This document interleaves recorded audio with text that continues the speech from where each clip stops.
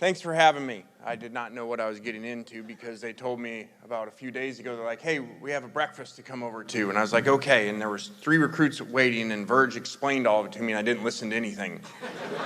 But we got the 3 recruits.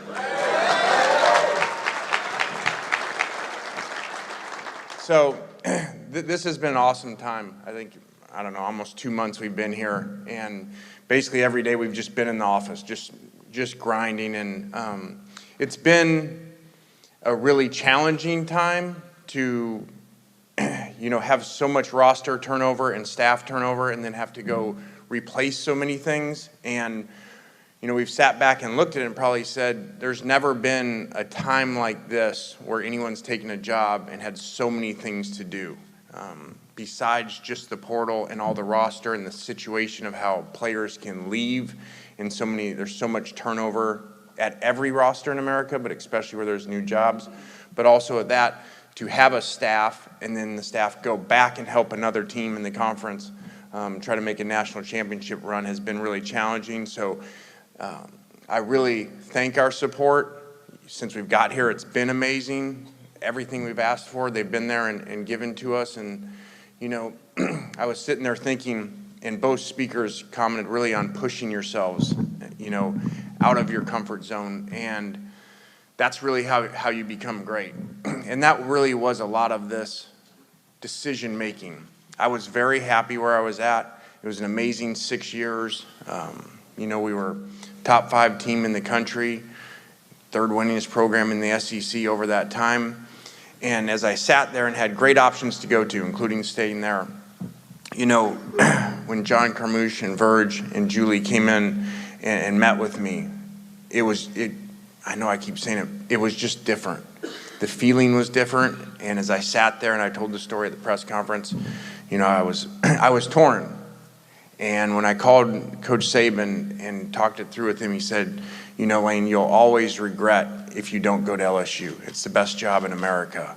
And when he said that, that really made the decision for me. And as I've looked at it, it has pushed me. It has got me out of a comfort zone that we were doing amazing things, but you come here and you feel the power of the place. And it drives you every day to even go to another level. And our assistant coaches that have come from, a lot of them from there and other places around the country that have coached in the NFL, won national championships, you feel different. And we walk into the stadium at night with these recruits, and there's no crowd there. And we walk out there at night and the lights are on, and we play about a 3-minute video of great teams, great players that have been here. And they all say the same thing. They're like, it just feels different. These guys are coming from big-time places in the portal and played in big-time stadiums. And so I'm really honored to be here to represent you guys and to put together this staff and the roster that's coming in, for those of you that follow it.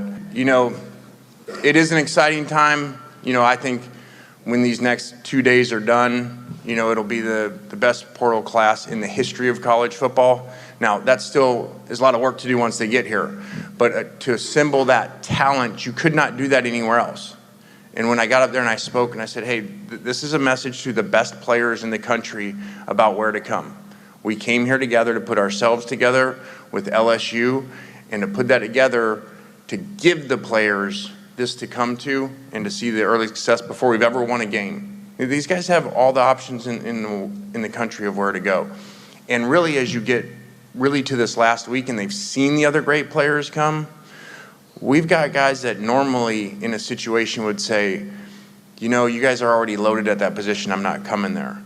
And when they come, they say, actually, these other places, sometimes they're offering more money, it's a better depth chart to go into, but those are the guys that are choosing to say, I don't care, I want to be part of this special thing. And I want to be part of a great LSU team, that there's been so many great LSU teams in the past, but now you get a chance to be one that starts a new era, that changes everything. So in that first year when we have that great season, they're always remembered when they come back 10, 20 years from now, like, man, remember when LSU was down a little bit? We were that team that brought it back to where it had been before and where it will stay. So it's just a really exciting time to put it all together. And, we created an atmosphere that people want to be at, not have to be at. And our coaches and our players feel that. You'll watch as we've been here for a year, you'll see very few of our players go in the transfer portal, significant players, because they really love playing for us. So I think what you've probably seen if you've watched the previous place that we were at is you saw a sideline and a team that played with great energy and passion. They played tough, hard-nosed, aggressive football, but they also had a blast doing it. And I think we have a really unique balance of creating that. I'd kind of say in your businesses probably some of you do the same thing.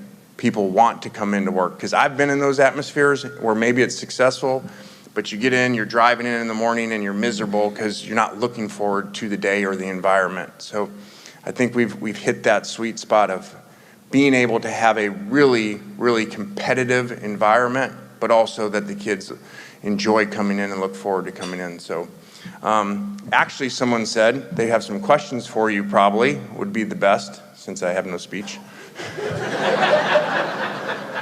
So what are you wanting to know? Questions?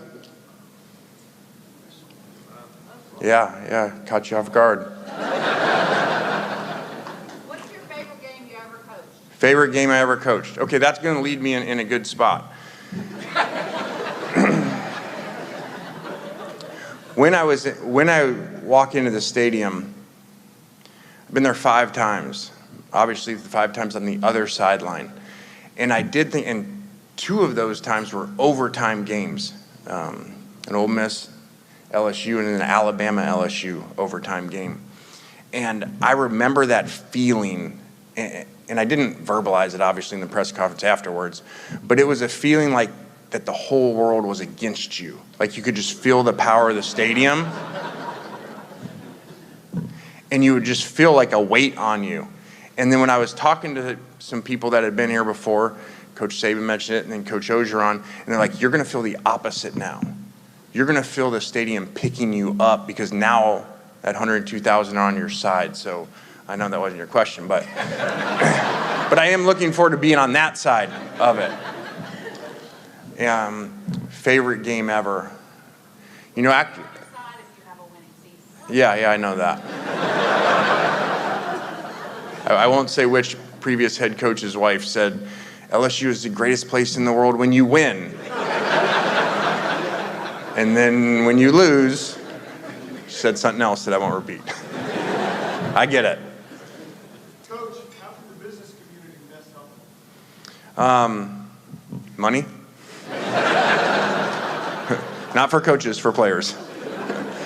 I think that, you know, as we've just gotten here, and it is really neat, the few places that I've been with recruits, the community understands how to recruit. It's really amazing being at these restaurants and owners come up and they go to the kids. And I've been at places before where we actually have to coach them how to recruit. Like, hey, we're going to bring these kids, you know, hey, when you come up to them, this is their position. They'd really like this. This is their major. And then I go here and they like already know it, you know. So the community has been amazing that way. And the parents especially feel it. They feel like the love and the support from the community and how much they want to win and how much to support them. So I think just when you keep that up, our staff feels that, and, you know, and that works down through the players and through the recruits, and everybody feels that. So, first impression, which players are standing out to you as leaders of the team? Yeah. In this crazy cycle of what's gone on, you know, they played in the bowl game here before we really got to the players. You know, we were recruiting. And so we really haven't dealt with our current players enough. They just started weight workouts with school starting.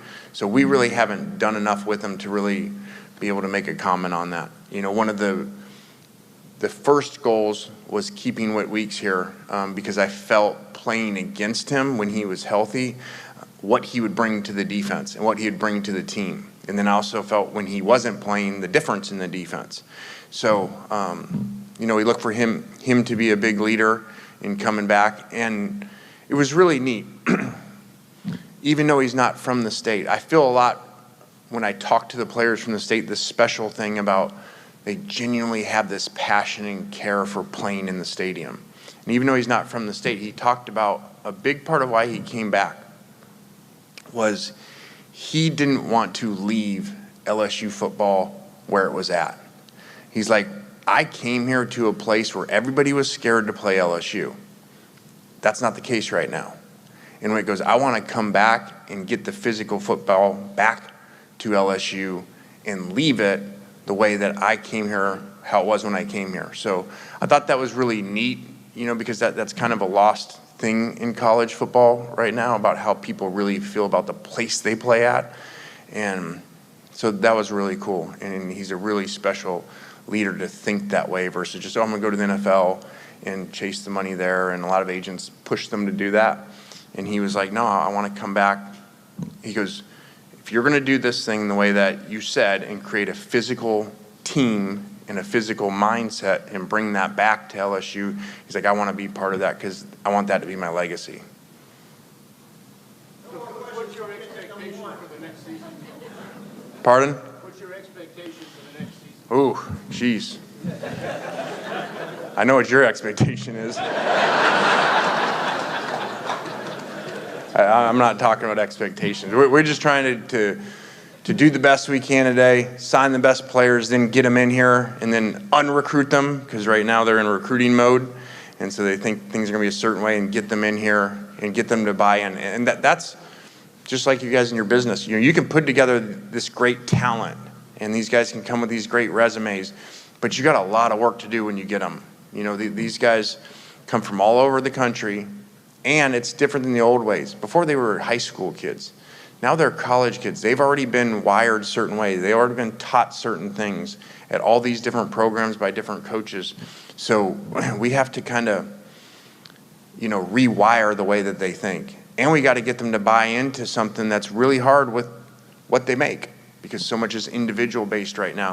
And we have to get them to buy into understanding, like, to put things aside for the betterment of the team.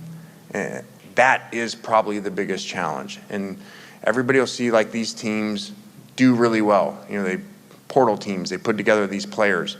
And then the really good stories like in the playoffs, and Ole Miss was one, almost all those offensive players came from different places. None of them came from Mississippi. And we had to bring them together and get them to buy into that. Well, that's a big challenge, and it doesn't always work. You just see the ones that work a lot. But there's plenty of schools over the last few years that haven't worked. No different than in the NBA. NBA team puts together a really good roster that's supposed to be so great, preseason rankings, and then they don't play that well together. So that's probably our number one challenge.